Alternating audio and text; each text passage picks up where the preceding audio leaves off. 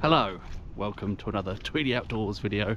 Just out for a daytime stroll today, and a really unambitious one. I'm just going for a walk near the River Thames between Cookham and a interesting little corner of the Thames called Cock Marsh.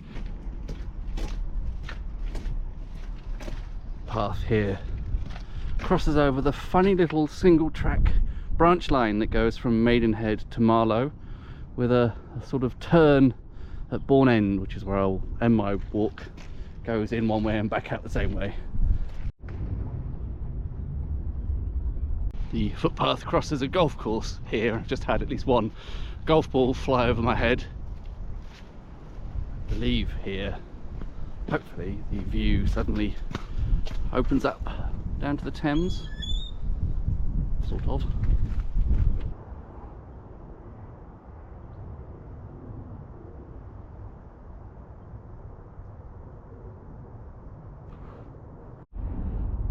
Plain down below me there is Cock Marsh. It's a piece of land that has always fascinated me because it's actually cut off. It's almost an island in effect. The only way you can get normally to and from the houses and the pub, which we'll be taking a look at later, is by the footbridge over from Bourne End over there, or by boat.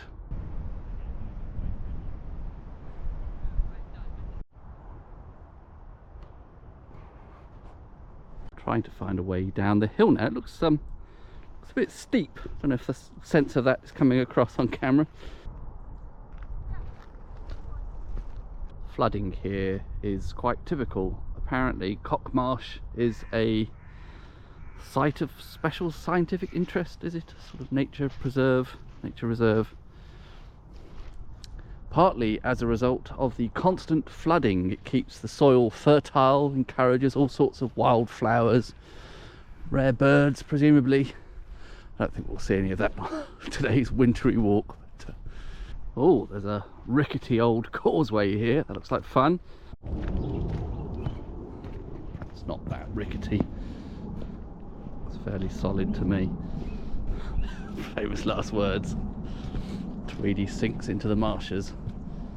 Here I am now in Cock Marsh proper, the area of one-time common land. It's still open access land, so it retains that history, so you can wander free across the marshes here. Like I said, it's floods regularly every year.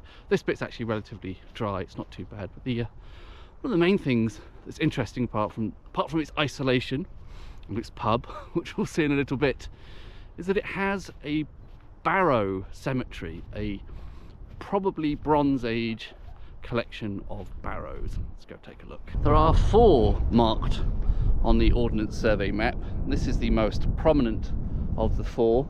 Probably bowl barrows, according to Historic England. Just about see a little bit of indentation there, which may have at one time formed part of the ditch, and that was the material that was used, that was excavated to form the barrow. It was partly excavated in the 1870s. 2 separate excavations, I think, in the 1870s.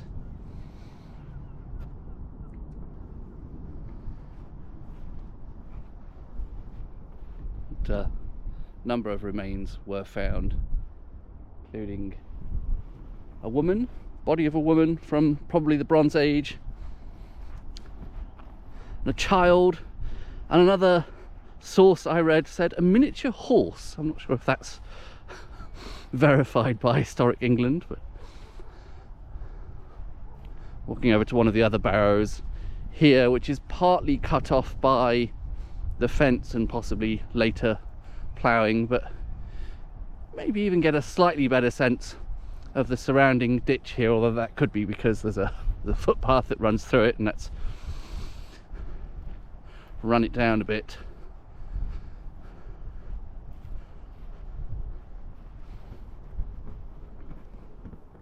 There was a later Saxon burial that reused these sites.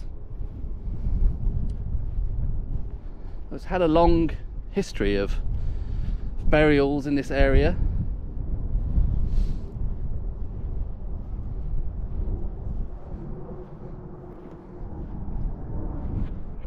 Very changeable weather today. We've had a bit of rain just now, that's blown away. Nice bit of blue sky finally.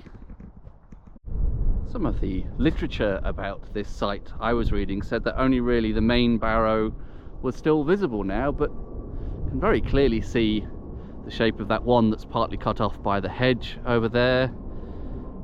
There's another lump over in that direction. I'm not sure how well that's coming out on camera. Big fat finger in the way, time. And then there is a fourth marked on the map that perhaps is less visible.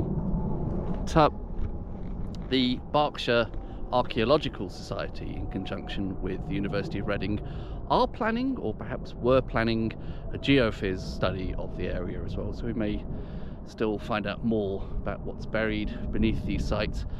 They believe that there could be as many as 20 barrows in this immediate vicinity, so it could be a more significant site than we first thought. Seemed like it was worth a look. The barrows of Cock Marsh.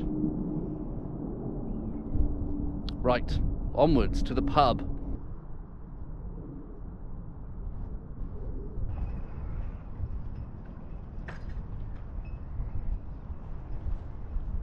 Could have walked in a more straight line directly to the back of the pub from where I was just now, but thought it'd be interesting to go along the riverfront and see the settlement of Cock Marsh. These houses along here have no road access, can't see any cars attached to these, so they all rely on boats and whatever they can carry over on foot, over the footbridge along here. Wonder if that means they're also somewhat off-grid as well. I think these houses presumably have electricity, at least. I can see what look like power cables going into them. Not sure if mains gas runs across to here or not. Presumably mains water is available. And the pub would struggle to operate without those facilities, of course. But it is interesting. There aren't many places in very central England. We're only 35-minute train out of Paddington that have this level of isolation from facilities like that, you know, no road access. So I assume all of the residents along here own their own boat. Of course they have moorings directly in front, whereas other people would have driveways. Here is the main highlight of today's outing, the Bounty. Cock Marsh, a settlement that doesn't have any roads but still has a pub. Cheers from the Bounty. You see the sign behind me, possibly? This is a wonderfully eccentric individual pub in the People's Republic of Cock Marsh. I'm not sure that's yet received international recognition. Not quite sure when the current pub building dates to. It's clearly not ancient. There has been some sort of business on this site going back to, well, early 20th century at least. There was at one time a possibly Victorian hotel called the Quarry Hotel that was here prior to the current pub building. That burnt down in 1938. Interestingly, the field behind it, Cock Marsh, the area near the River Thames, was used as an airfield for private aircraft for some time, around about the 1930s, and the current owners have been here for 36 years. It's notable for one of the few country pubs, I think we can call this a country pub, I know, that doesn't have a car park, because you can't get here by car. The only way to get here is either by boat or crossing the footbridge over from Bourne End, and there is a station just over there, so it's certainly not an arduous walk from the nearest station, but you can't get here by car. This little enclave at Cock Marsh is completely separated from the outside world. The only way to get here is by boat or by foot. It has an eccentric and characterful interior full of knickknacks. The main bar is shaped like a boat. The bar counter is shaped like a boat, and there are all sorts of interesting bits of ephemera hanging from the walls and from the ceilings, and some nice old photos as well that give you a bit of a sense of the history of the place. There is a photo behind the bar of the previous owner, who looks fittingly piratey / seaman-ish.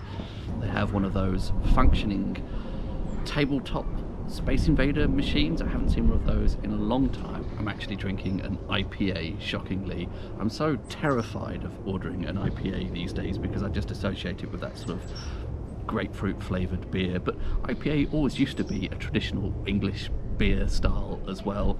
This is from Marlowe's Rebellion Brewery. Thunderstorm. I've obviously displeased the gods of craft beer by being rude about grapefruit flavoured beer. I have checked on the website. The hops are Fuggles, Goldings and Bowbeck. Not familiar with Bowbeck, but Fuggles and Goldings definitely very safe territory.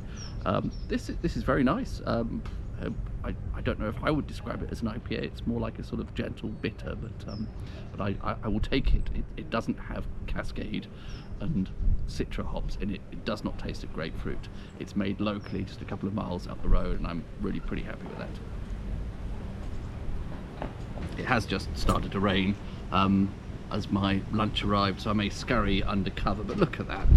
Lasagna with chips, happy days. So wonderful slice of, I don't know, it's a bit sort of time standing still here or something. I love this place. It's clearly not an ancient venerable building.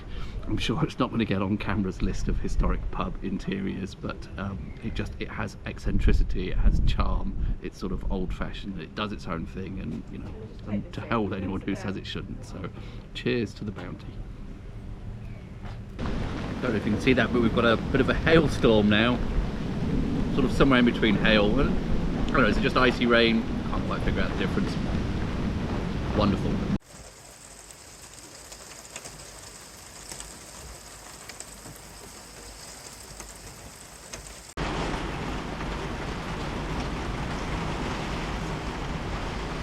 There is the footbridge that links the People's Republic of Cock Marsh with the mainland, or Bourne End at least. Pretty high here, the river. Cold now. I think the rain has really cooled the air down quite a lot. Not that it was warm earlier, but it really feels pretty chilly.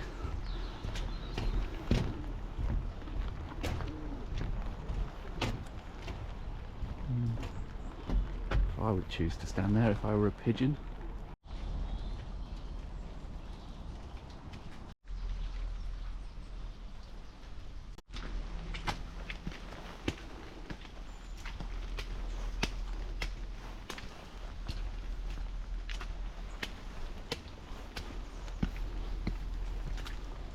Well, I shall sign off there from Bourne End.